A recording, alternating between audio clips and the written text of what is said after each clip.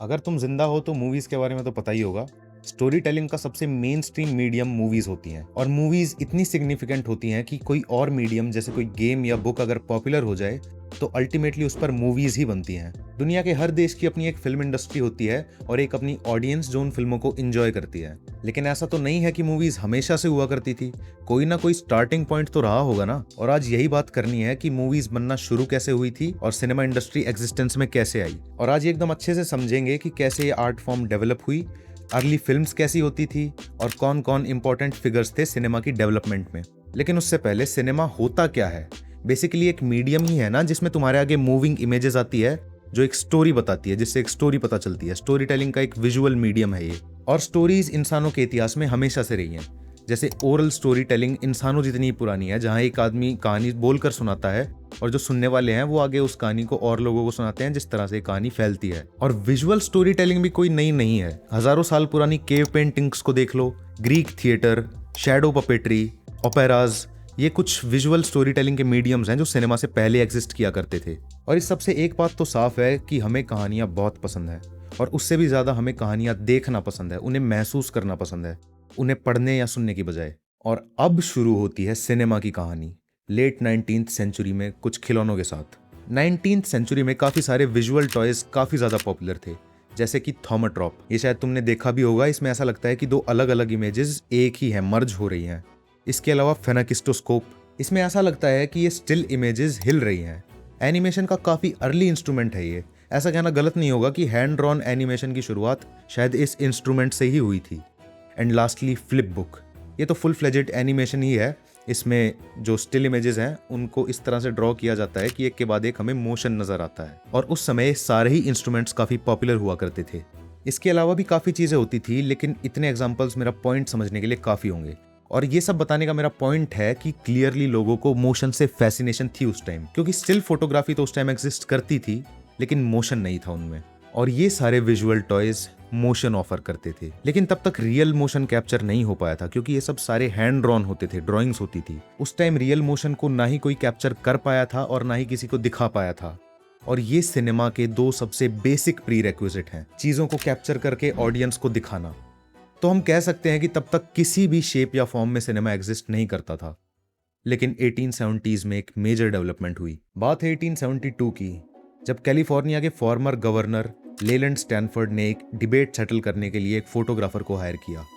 उस डिबेट का मुद्दा ये था कि एक घोड़ा जब भागता है तो क्या हर समय उसकी एक टांग जमीन पर टिकी रहती है, या ऐसा भी होता है कि भागते भागते उसकी चारों टांगे हवा में आती हैं। और इस काम के लिए उसने हायर किया एडवर्ड मायब्रिज को, जो कि एक फोटोग्राफर थे।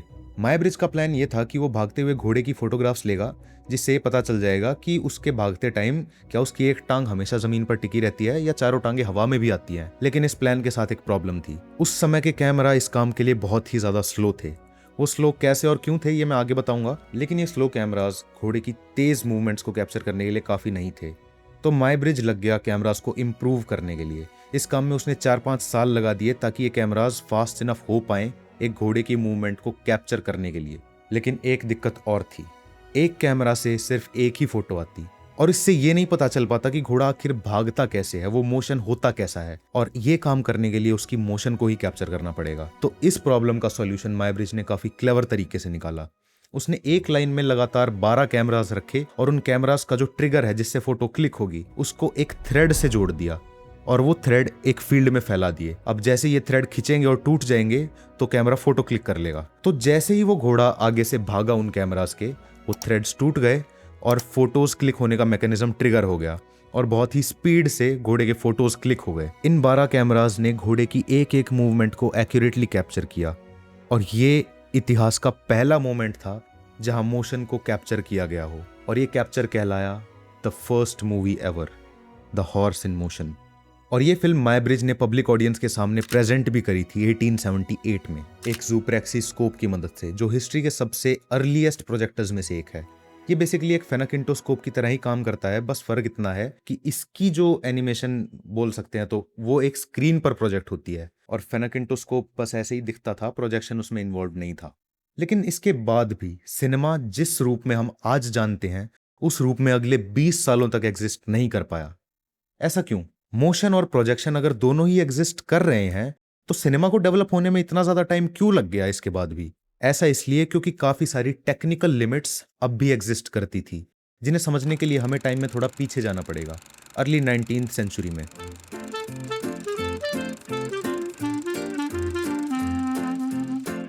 अब अर्ली 19th सेंचुरी में कैमरास तो एग्जिस्ट करते थे, लेकिन उस तरह नहीं जैसे हम आज जानते हैं। उस समय होते थे कैमरा ऑब्सक्यूरा। अब जरा मुझे 2 मिनट दो, थोड़ी सी साइंस है वो सुन लो। देखो, 9th 10th क्लास में साइंस में एक टॉपिक हुआ करता था पिन होल कैमरा का। बेसिकली कैमरा ऑब्सक्यूरा वही है। उसका मेन मैकेनिज्म ये होता था कि एक डार्क बॉक्स में तुम एक छोटे से होल से अगर लाइट पास करोगे तो उसके अंदर एक इमेज फॉर्म हो जाएगी, लेकिन जैसे ही लाइट आनी बंद होगी वो इमेज भी गायब हो जाएगी। तो ये कैमरा उस समय एग्जिस्ट करता था। कैमरा तो क्या, ये साइंस का कॉन्सेप्ट उस समय एग्जिस्ट करता था। लेकिन इसके अलावा एक कैमरा का काम ये भी होता है कि एक अगर फोटो वो खींचे तो वो फोटो परमानेंट रहे। ऐसा नहीं है कि जैसे ही लाइट बंद हुई तो वो फोटो भी गायब हो गया। और ये सबसे पहली बार हुआ था 1826 में, जब हिस्ट्री का सबसे पहला फोटोग्राफ खींचा था जोसेफ निकेफोर ने। उन्होंने ऐसा किया था, एक मेटल की प्लेट को लाइट सेंसिटिव केमिकल से कवर करके फिर उसे कैमरा ऑब्सक्यूरा में डाल दिया, जिससे जब लाइट उस पर पड़े तो वो केमिकल्स रिएक्ट करें और एक इमेज फॉर्म हो जाए। और वो इमेज थी ये। वेल, टू बी फेयर, कम से कम इसमें ये तो पता चल रहा है कि किसी चीज की फोटो खींची गई है। लेकिन इसके साथ प्रॉब्लम्स हैं, काफी विजिबल प्रॉब्लम्स। पहली बात तो ये काफी अच्छी दिख नहीं रही, और दूसरी बात, इस इमेज को कैप्चर करने के लिए 8 घंटों का एक्सपोजर टाइम लगा था। तो ये तरीका कामयाब तो बिल्कुल नहीं था फोटोज खींचने के लिए। लेकिन ये एक बहुत जरूरी डेवलपमेंट थी, क्योंकि इसने ये बताया था कि फोटोज परमानेंटली कैप्चर की जा सकती हैं। अब काफी सारी हिस्ट्री स्किप मारते हुए हम आगे बढ़ेंगे, क्योंकि ये वीडियो सिनेमा पर है, फोटोग्राफी पर नहीं। तो काफी सारी डेवलपमेंट्स के बाद हम आ गए हैं 1950s में, और कंपैरेटिवली एक बहुत ज्यादा एफिशिएंट प्रोसेस डेवलप हो गया है फोटोग्राफी का, वेट प्लेट फोटोग्राफी। और इस प्रोसेस को समझना हमारे लिए जरूरी इसलिए है क्योंकि इसको समझने के बाद क्लियर हो जाएगा कि कौन सी वो टेक्निकल लिमिटेशंस थी जिनकी वजह से सिनेमा डेवलप उस टाइम नहीं हो पा रहा था। तो सुनो जरा प्रोसेस। इसमें जो फोटो कैप्चर होती थी वो कैमरा ऑब्सक्यूरा की मदद से ही होती थी, लेकिन जो फोटो छपती थी वो एक मेटल प्लेट या किसी ग्लास की प्लेट पर छपती थी। अब प्रोसेस ये होता था कि जो प्लेट है उसके ऊपर कोलोडियन नाम का एक केमिकल डाला जाता था, और उसके बाद उसको सिल्वर नाइट्रेट में डिप किया जाता था, जिससे इस पूरी प्लेट पर एक लाइट सेंसिटिव लेयर फॉर्म हो जाती थी। अब इस प्लेट को जल्दी से कैमरा ऑब्सक्यूरा में डाला जाता था, और उसके बाद जिस भी चीज की इमेज कैप्चर करनी है उस सब्जेक्ट को कैमरा के सामने लाया जाता था और इस प्लेट को एक्सपोज किया जाता था। अब केमिकली इसके अंदर लाइट इमेज फॉर्म कर लेती थी, लेकिन ये इमेज अभी विजिबल नहीं होती थी, क्योंकि बस एक केमिकल रिएक्शन हुआ है। इमेज विजिबल करने के लिए अभी आगे और काम करना पड़ेगा। तो उसके बाद तुरंत एक डार्क रूम में इस प्लेट को लाया जाता था, क्योंकि ऑब्वियसली लाइट सेंसिटिव है, अगर इसके ऊपर और लाइट पड़ गई तो इमेज खराब हो जाएगी। अब इस डार्क कमरे में लाकर जो प्लेट है उसके ऊपर डेवलपिंग एजेंट डाला जाता था, जो बेसिकली केमिकल्स होते थे जिनसे इमेज विजिबल हो जाती थी। अब उसके बाद इस प्लेट को रिंस किया जाता था दूसरे केमिकल्स से, क्योंकि ये अब भी लाइट सेंसिटिव है। अगर ये लाइट में गई तो इमेज खराब हो जाएगी। तो केमिकल से रिंस करके, ताकि ये लाइट में ले जाई जा सके, फिर उस इमेज को ड्राई किया जाता था, और तब जाके ये इमेज फॉर्म होती थी, परमानेंट रहती थी। और इस पूरे प्रोसेस में 10-15 मिनट लगती थी। अब शायद तुम समझ पा रहे होगे कि प्रॉब्लम्स क्या थी। हर एक फोटोग्राफर टेंट, केमिकल्स ये सब लेके चला करता था, और कॉम्प्लेक्स प्रोसेस हुआ करता था काफी।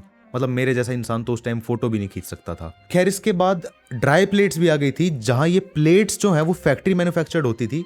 इनको बस कैमरा में डालो, एक्सपोज करो, और इसके बाद इन प्लेट्स को फोटो वगैरह खींच के तुम कंपनी के पास भेजते थे, और डेवलप वो तुम्हें करके देते थे।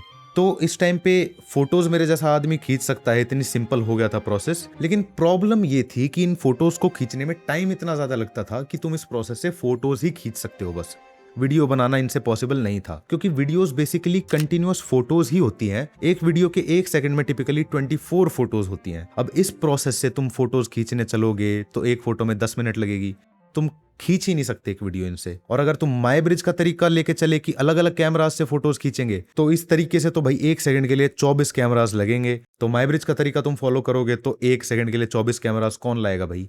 और तुम ले भी आए तो काफी तरह के शॉट्स तुम ऐसे कर ही नहीं सकते कि अलग अलग कैमरा से लो, उसके लिए एक ही कैमरा चाहिए। तो बेसिक पॉइंट ये है कि उस टाइम पर मोशन को कैप्चर करने का कोई एफिशिएंट तरीका नहीं था। तो ये प्रॉब्लम भला कैसे सॉल्व हुई?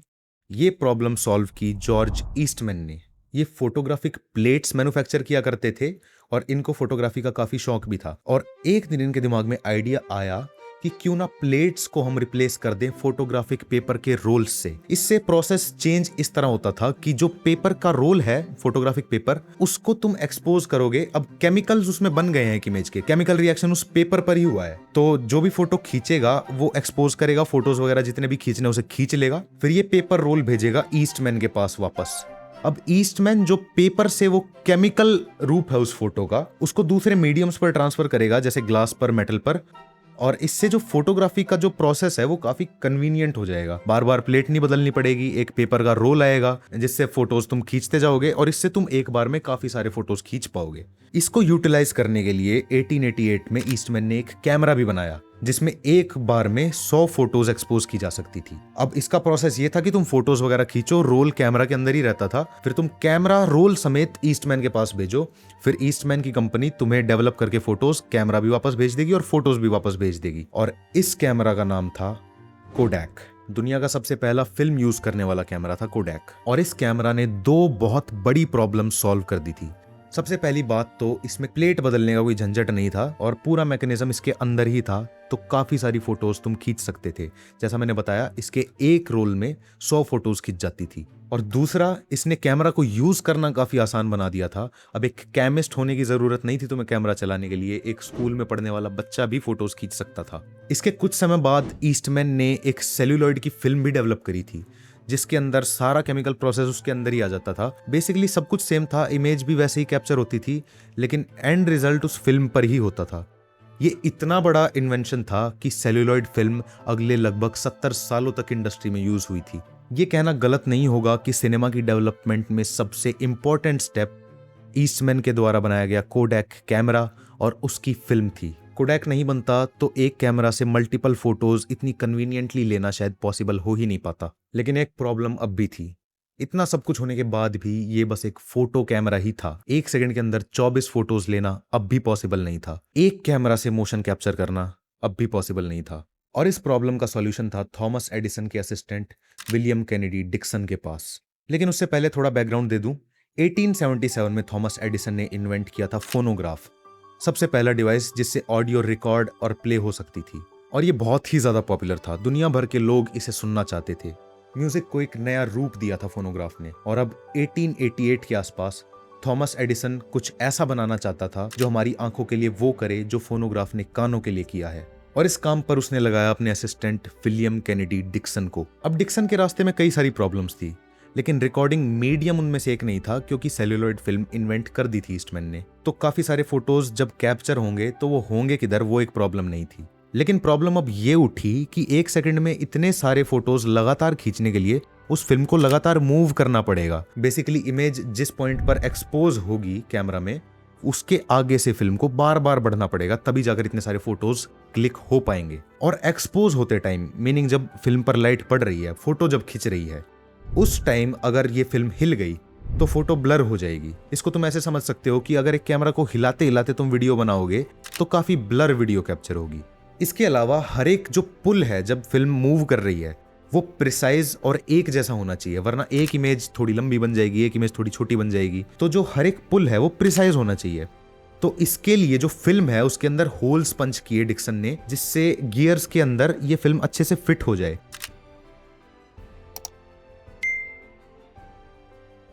और जो हर एक पुल है वो एक जैसा हो पाए, यूनिफॉर्म हो पाए। और इन होल्स को परफोरेशंस बोला जाता है।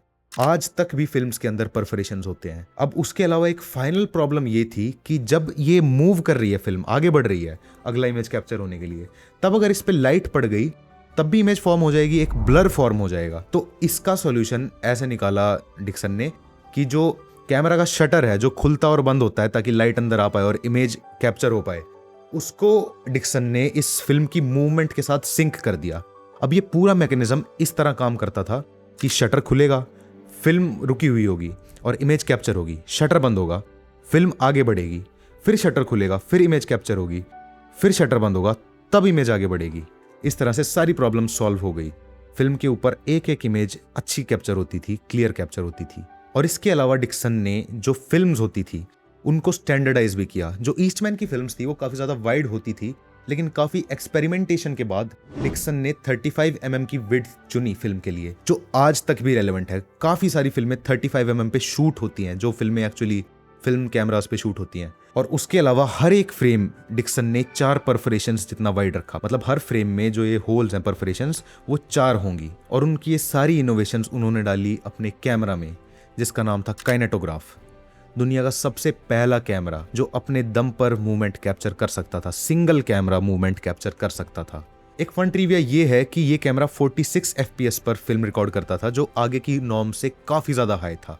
लेकिन एक चीज अब भी रह गई, ये फिल्म दिखाई कैसे जाएगी लोगों को, क्योंकि फिल्म प्रोजेक्शन करने वाली टेक्नोलॉजी तब एग्जिस्ट करती नहीं थी। मायब्रिज ने जो प्रोजेक्शन किया था वो बस एक ग्लास प्लेट ही थी, जिस पे रोशनी डाल के जो उस पे जो ड्राइंग्स बनी हुई हैं वो आगे हमें हिलती हुई दिखती थी, क्योंकि वो ग्लास प्लेट मूव करती रहती थी। अब एक ग्लास प्लेट पर पूरी फिल्म तो तुम दिखा नहीं सकते, और इसके लिए फिर से डिक्सन को एक रेवोल्यूशनरी इन्वेंशन करना पड़ा, काइनेटोस्कोप।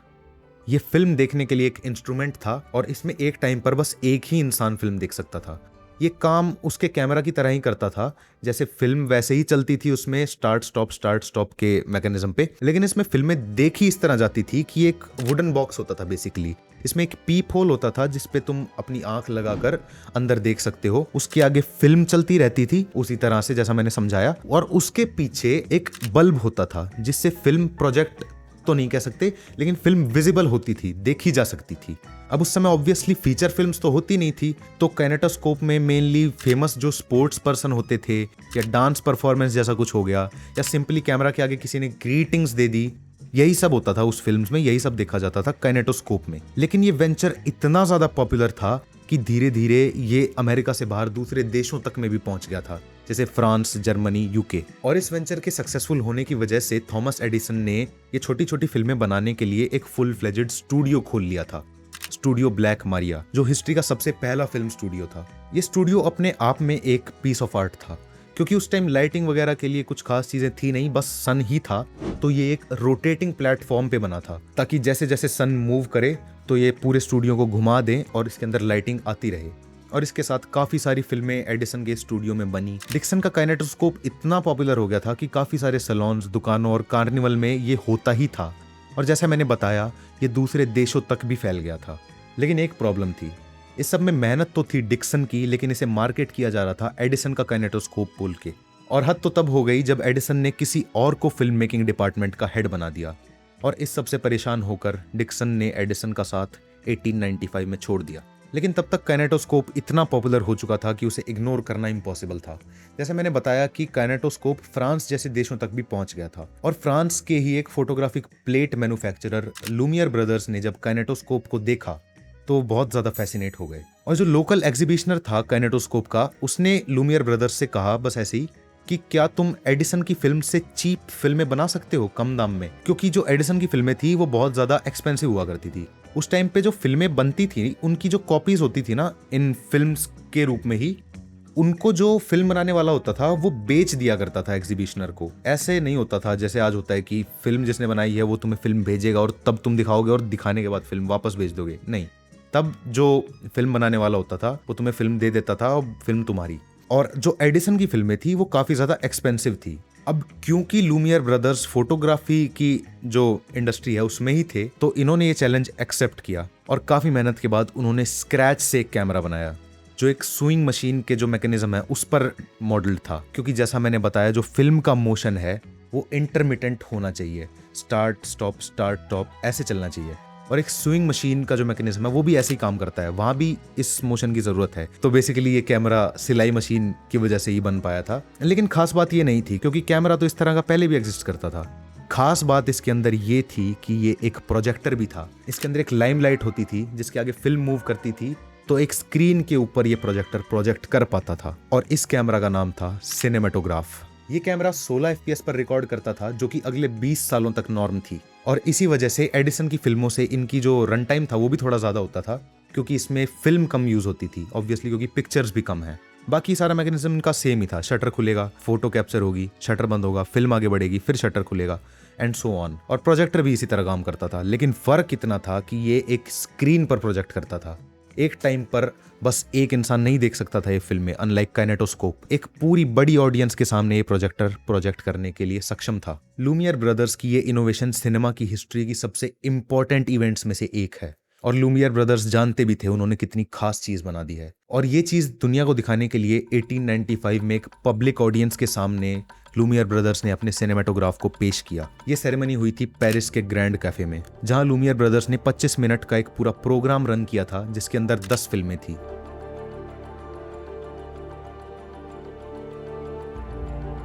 ये इतिहास में पहली बार था जब सिनेमा के सारे एलिमेंट एक साथ आए हों। ऑडियंस भी थी, प्रोजेक्शन भी था और मोशन भी था। सिनेमा की सारी लिमिटेशंस इस कलेक्टिव मोमेंट पर ओवरकम कर ली गई थी। लगभग 100 साल की टेक्नोलॉजिकल डेवलपमेंट्स और अनेक लोगों की इनोवेशंस का रिजल्ट था ये टेक्निकल मार्वल। और पेरिस के ग्रैंड कैफे की उस रात को ये क्रेडिट देना बिल्कुल गलत नहीं होगा कि उस रात सिनेमा एग्जिस्टेंस में आया। उस रात एक ऐसी आर्ट फॉर्म ने जन्म लिया जो सैकड़ों सालों तक प्रोमिनेंट रहने वाली है। कहने को ये अचीवमेंट लूमियर ब्रदर्स की थी, लेकिन ये अचीवमेंट उतनी ही माया ब्रिज की भी थी जिसने पहली बार सोचा कि मोशन को कैप्चर किया जा सकता है। उतनी ही ये अचीवमेंट ईस्टमैन की भी थी जिसकी फिल्म के बिना मोशन को कैप्चर कर पाना इम्पॉसिबल होता। इतनी ही ये अचीवमेंट डिक्सन की भी थी जिसके काम का क्रेडिट एडिसन द्वारा उससे छीन लिया गया था। सिनेमा इन्वेंट किसी एक इंसान ने नहीं किया बल्कि ह्यूमैनिटी के कुछ ग्रेट क्रिएटिव माइंड्स की इनोवेशंस की वजह से ये आर्ट फॉर्म डेवलप हो पाई। और ये ग्रैंड कैफे का प्रीमियर इन सारी इनोवेशंस का मैग्नम ओपस था, जहां ये दुनिया के सामने पेश हो पाई इन ऑल इट्स ग्लोरी। और यही थी कहानी सिनेमा की शुरुआत की। But keep in mind, this was just the end of the beginning. Picture तो अभी बाकी है।